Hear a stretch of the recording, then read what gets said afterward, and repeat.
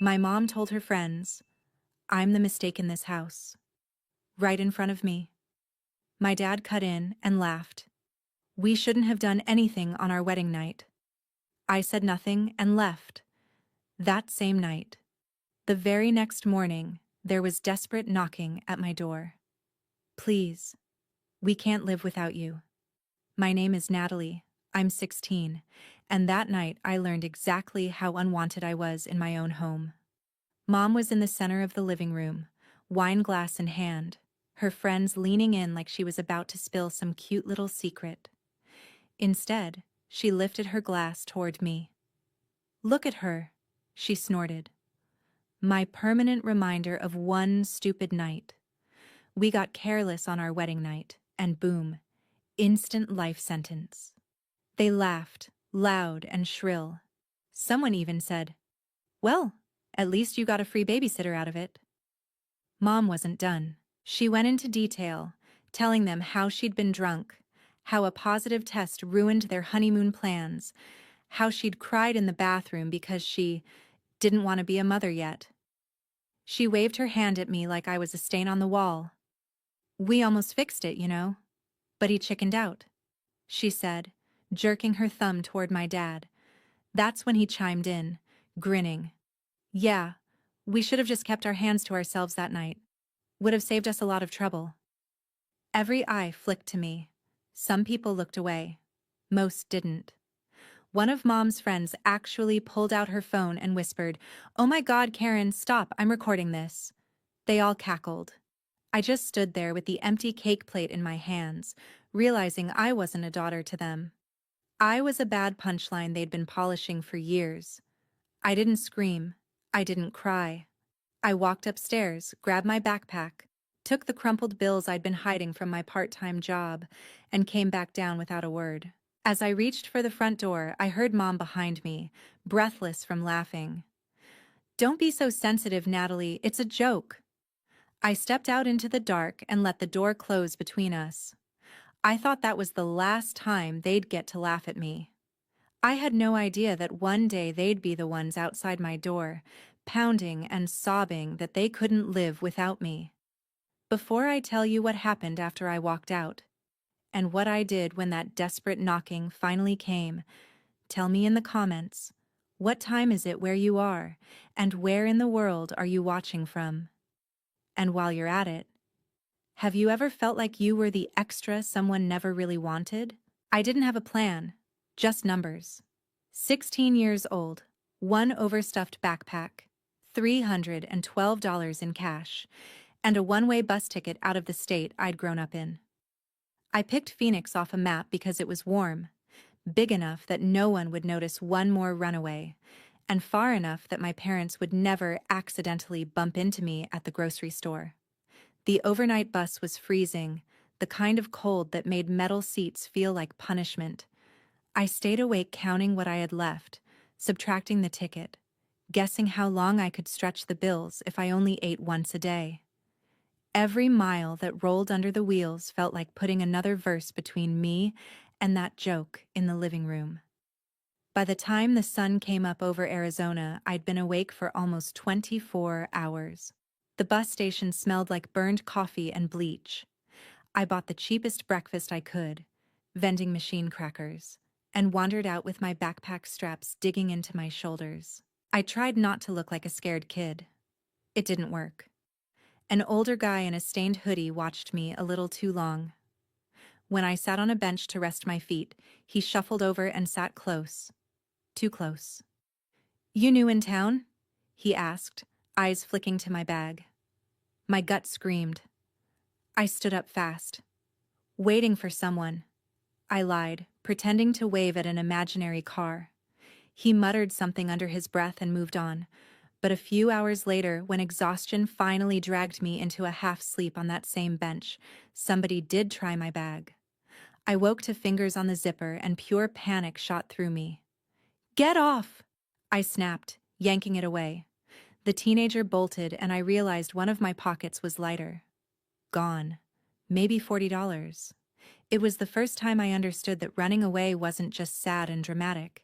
It was dangerous and stupid and still somehow better than staying. That night, I couldn't afford a motel. I walked until my legs ached and finally curled up on a park bench under a streetlight, hugging my bag to my chest. A patrol car rolled by after midnight, then circled back. A cop stepped out, hands on his belt. "You can't sleep here," he said. "I'm just waiting for my cousin to pick me up," I muttered, forcing a yawn like I'd just nodded off by accident. He stared for a long second, then jerked his head toward the main street. "Wait at the bus station, it's safer." Safer. Not safe. I spent the rest of the night sitting upright in a plastic chair under flickering fluorescent lights, promising myself I would never, ever have to sleep on a bench again. The next afternoon, I saw it. A peeling sign in a diner window. "Help wanted. Night shift." I walked in smelling like sweat and bus exhaust, asked for the manager, and told him I'd work any hours he had. He looked me up and down, hesitated, then tossed me an apron. "Dishes. No complaining. You eat here. You clock in on time. You don't steal. Deal?" I nodded so fast my neck hurt. That diner became my first anchor. I scrubbed plates till my fingers pruned, my feet throbbing on greasy tiles, but at the end of each night there was a staff meal and a few more dollars in my pocket. Within a week, I scraped together enough to rent half a room in a crumbling weekly motel. The walls were thin, the door stuck, and the bed sagged in the middle, but it had a lock that clicked from the inside. One night, a group of regulars sat at the counter talking loudly about auctions and foreclosures. I refilled their coffee and pretended not to listen, but every word lodged in my brain. Houses going for pennies, banks dumping properties, people losing everything because of debt. I went home that night and started scribbling numbers on scrap paper the way other kids write lyrics. Rent, interest, down payments. If my parents had turned my birth into a joke, I was going to turn their worst fear, being broke and powerless, into the language I spoke fluently. I didn't know it yet, but that was the first beat of the track that would one day play over their personal nightmare. By 18, I'd outgrown the diner and the weekly motel.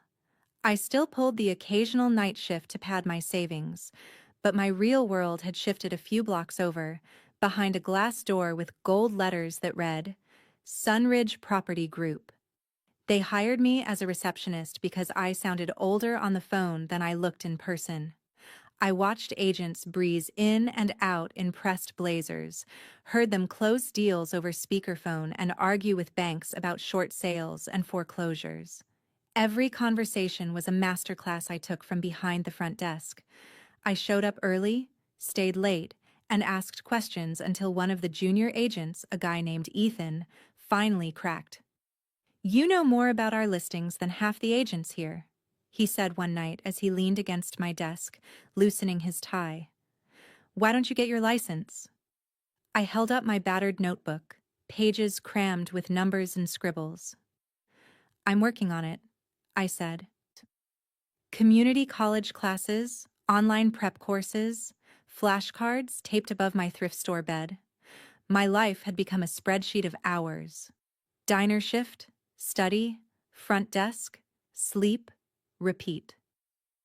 When I passed the exam on my first try, Ethan was the one who whooped loud enough to startle the whole office.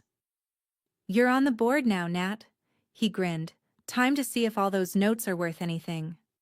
My first real test came sooner than I wanted. One of the senior agents got sick the morning of a big open house for a 3-bedroom foreclosure we'd cleaned up and staged. "You've been shadowing this file for weeks," my manager said, tossing me the information packet. "You're up." My throat went dry. An hour later, I was standing in a too-stiff blazer inside a house that still smelled faintly of someone else's life, watching cars pull up along the curb. People filtered in, young couples, tired parents, an investor with a clipboard. My heart hammered so hard I felt it in my teeth. When it was time to give the little speech about the property, I stepped into the living room and opened my mouth. Nothing elegant came out. My voice shook on the square footage. I tripped over the phrase updated fixtures.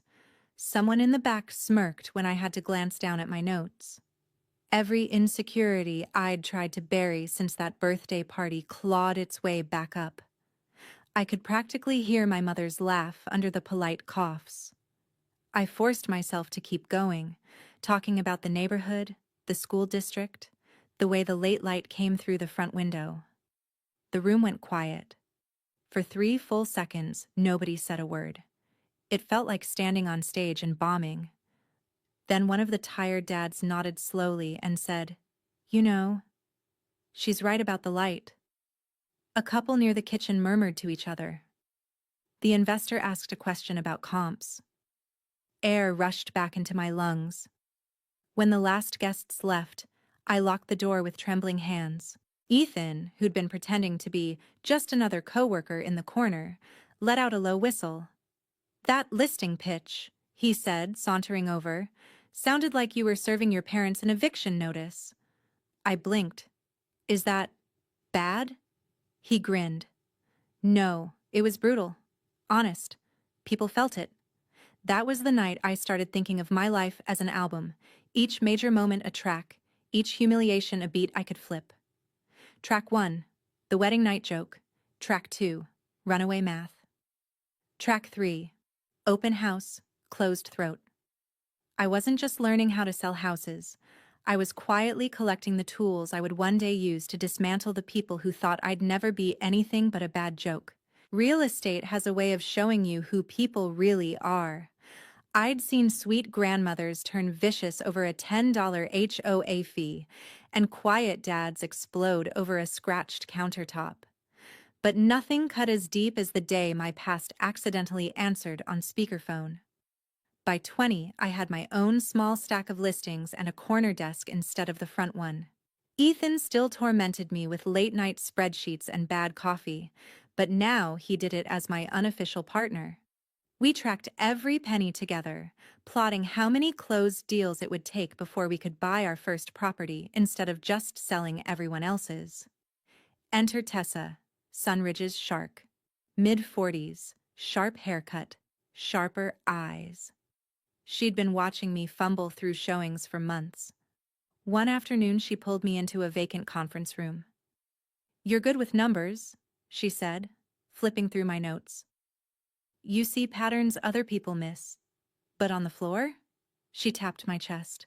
"You apologize with your body. You keep acting like you snuck into the room and someone's going to notice." It stung because it was true. "So what do I do?" I asked. Tessa leaned back. "You stop trying to be small. You stand like you own the building. And you stop letting ghosts from your childhood write your tone." She had no idea how literal that last part was. A week later, I was in the office late, catching up on emails, when my phone buzzed with a call from an unknown number. I almost let it go to voicemail, but habit won. "Hello?" I said, tucking the phone between my ear and shoulder as I kept typing. "Nat? Oh my God, is this actually you?" It was my old neighbor from back home, her voice older but unmistakable. We chatted stiffly, and then I heard her say, "Hang on, they're here. I'll put you on speaker. This'll be a surprise." My stomach dropped. Before I could protest, there was a shuffle, a beep, and suddenly I was hearing my parents' voices like they were in the next room instead of states away. "Honestly, it's been quieter without her," my mother said, that familiar edge of annoyance in her tone. "One less mouth to feed. We were drowning before." My old neighbor murmured something about missing me, about wondering how I was doing. Mom snorted. She always thought she was better than us, sensitive about every little joke. I swear, if I'd kept my appointment at that clinic, we'd have a paid-off house by now. Laughter. A man's voice, my father's, cut in. "We did what we could. Kids these days think they can run off, and the world will just hand them something. She'll come crawling back when she realizes life's not so easy." I couldn't breathe. My fingers hovered over the keyboard, frozen in midair. It wasn't enough that they'd humiliated me in front of a living room full of people. Years later, They were still using my existence as an excuse for why their lives weren't what they wanted. My neighbor tried to redirect. Well, if she called, you'd pick up, right? Silence. Then my mother again, flatly. Depends what she wants. We don't have anything to give her. I ended the call without saying a word. The office was so quiet I could hear the hum of the AC. Tessa passed by the glass wall, saw my face, and paused. But I shook my head. I didn't want comfort. I wanted leverage. That night, I spread my notes across my little apartment floor and ran the numbers for the 100th time. How much I'd need for a down payment. How fast I could pay off a loan if I closed 2 extra deals a month. How many foreclosures I could turn into rentals if I squeezed every unnecessary expense out of my life for the next 5 years. Every digit was a brick in the wall I was building between me and them. Every closed deal, every staged house, every signed contract. Another verse in a track they'd never get to hear unless I wanted them to. Tell me this. What would you think if the people who once joked about never wanting you sounded happier after you vanished from their life? Would it break you? Or would it make you sharpen every part of yourself into a weapon? I didn't hear from them directly for almost 3 more years. By 23, I was one of Sunridge's top agents. With my name on the leaderboard and my face on a few bus benches I pretended not to be embarrassed about. Ethan and I had scraped together enough for our first duplex. Nothing fancy, just a tired little building on a beat-up street.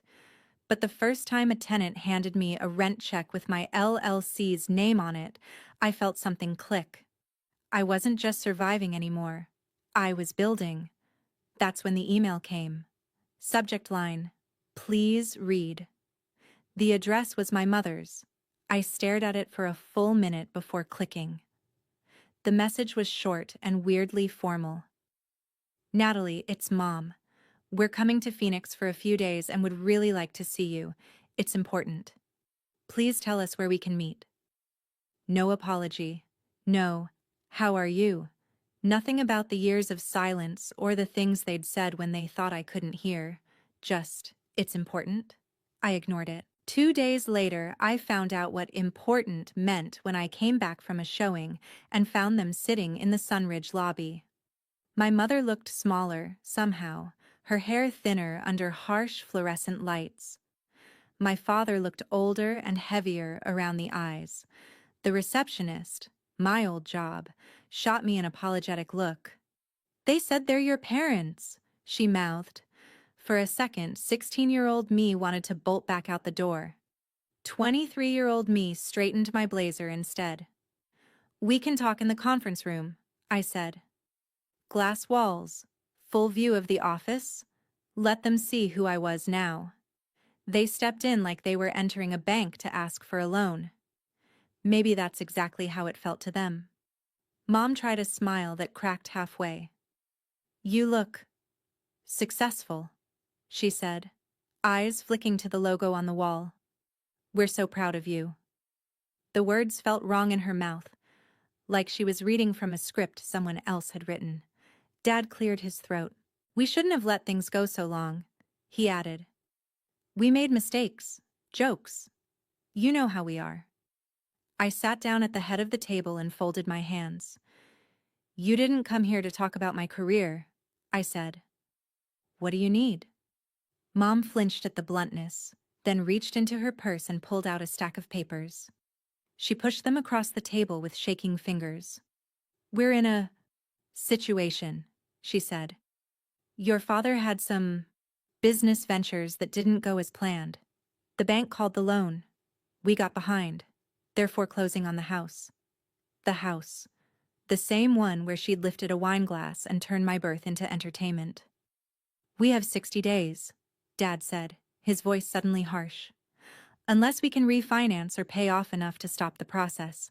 The bank says if we have someone with good credit and steady income to co-sign, they might reconsider. He looked straight at me. That's you. There it was.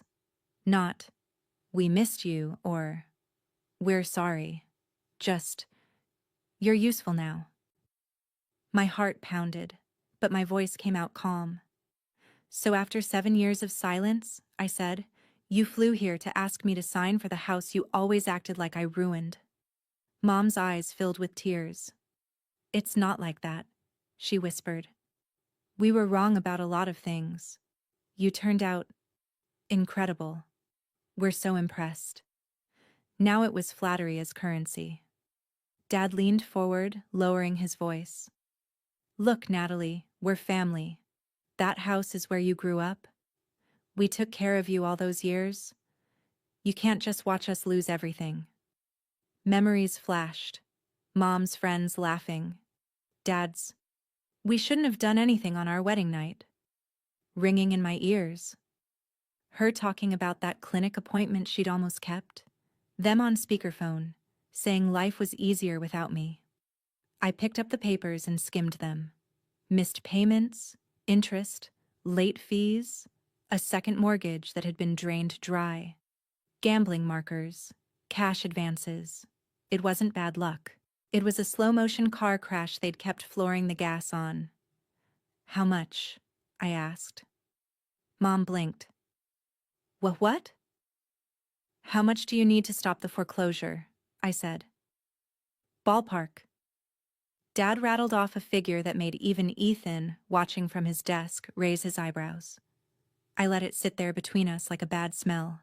Then I slid the papers back across the table. No, I said. The word was small. Final. My mother's face crumpled. Natalie, please, she whispered. We're your parents. We can't live like this. We can't lose the house. Dad's voice rose, anger punching through desperation. We raised you, he snapped. We put a roof over your head, food in your mouth. You wouldn't be here without us.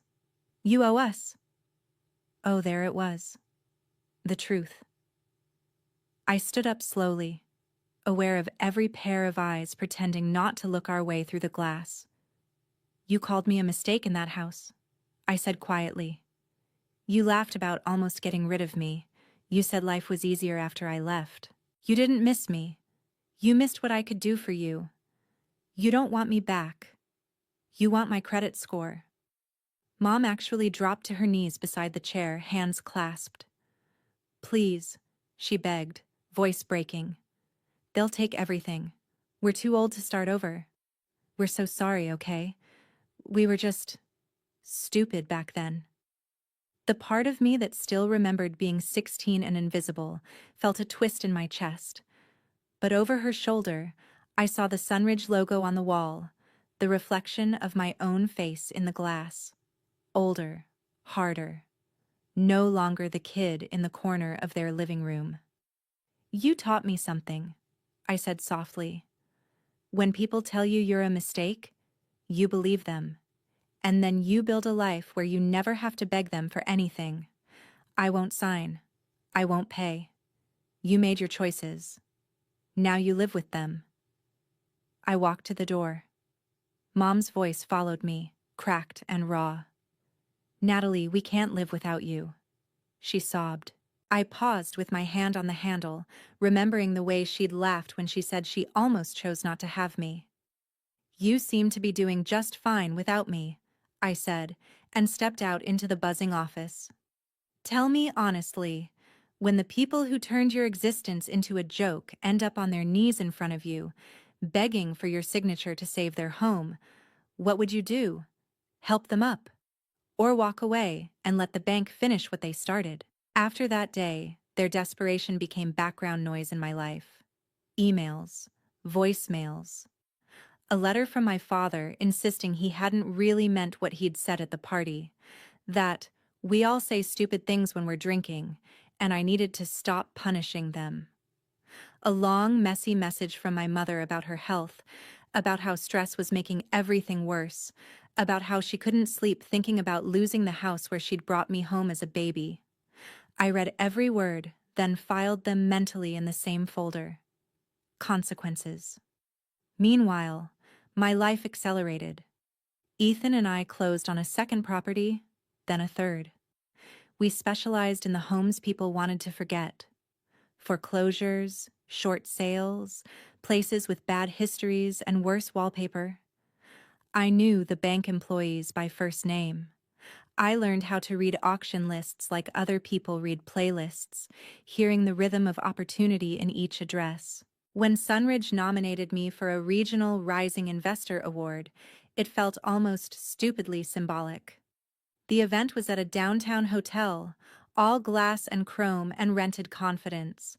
There would be speeches, networking, a rooftop reception balmy enough that people would loosen their ties and spill secrets over free drinks. "This is your festival," Ethan joked as we rode the elevator up. "Your big stage." Part of me wanted to laugh. Another part was that 16-year-old girl again, clutching an empty cake plate. We stepped into a lobby buzzing with agents and investors. My name was on a placard near the stage. People I'd never met shook my hand like they already knew me from my numbers. It was dizzying and weirdly hollow. Then I saw them. Not inside. Outside. Through the floor-to-ceiling windows, down on the sidewalk, two figures stood at the velvet rope the hotel had set up to corral the line of attendees. Even from a distance, I recognized my mother's hunched shoulders, my father's stubborn jaw. They were talking to the security guard, gesturing toward the entrance, then toward one of the posters in the window with my face on it. The guard shook his head, pointed to the ticketed event-only sign, and held the rope firm. They stayed. For a long minute, they just stood there, craning their necks to peer in past the reflections. My mother's eyes found my photo again, her fingers tracing the glass. I wondered if she could see me beyond her own reflection. I wondered if she remembered telling a room full of people she almost chose a world without me in it. "Nat?" Ethan's voice brought me back. "You okay?" I forced my gaze away from the window. "Fine," I said. "Let's go claim our free drinks before I have to pretend to enjoy small talk." On stage later, the host rattled off my stats. Units bought and sold, return on investment, some nonsense about tenacity and vision. I stepped up to the mic in a dress I'd bought secondhand and altered myself, the city lights spilling in behind the audience. From the balcony, I could see all the way down to the street. Two tiny figures still hovered near the entrance, trapped outside the party where their mistake was being celebrated. "When I was 16, I began. Someone I trusted told a room full of people that my whole life was a punchline, that I was something they wished they could take back. I believed them for a long time." A murmur rippled through the crowd. People love confessions, especially when they're safe and packaged inside a success story. "But then I started running the numbers," I went on what it actually costs to carry dead weight. Debt, shame, people who only show up when they want something. And what happens when you cut it loose? I glanced at the window, at the faint silhouettes below. "Some houses can be saved," I said. "Others, you have to let go into foreclosure, no matter how many memories are inside, because they'll drag you under with them." It wasn't just about properties, and everyone knew it. "So this track," I finished, raising the little glass award, "is for anyone who's ever been called an accident, a burden, a joke. You're not a liability. You're an asset. Start treating yourself like one." The applause washed over me like a soundproof wall.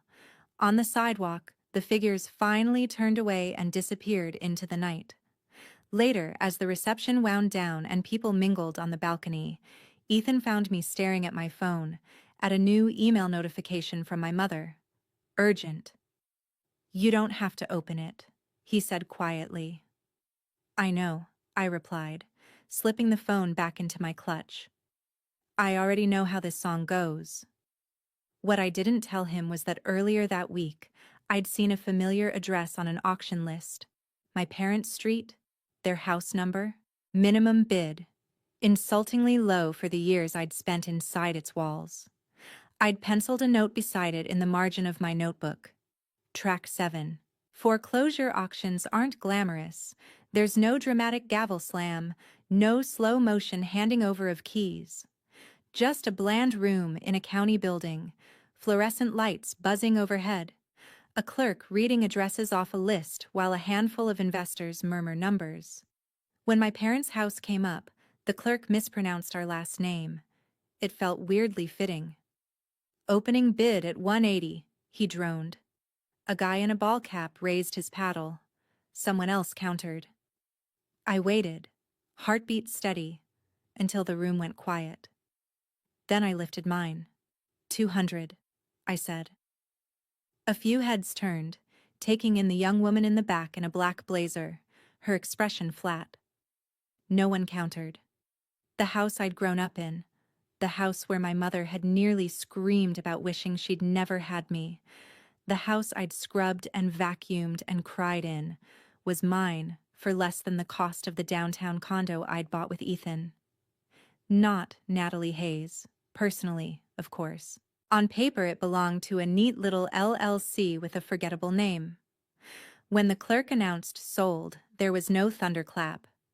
Just a scratched metal chair squeaking as someone shifted their weight. A week later, I stood on the cracked front walk with the new keys in my hand. The windows were blind with dust.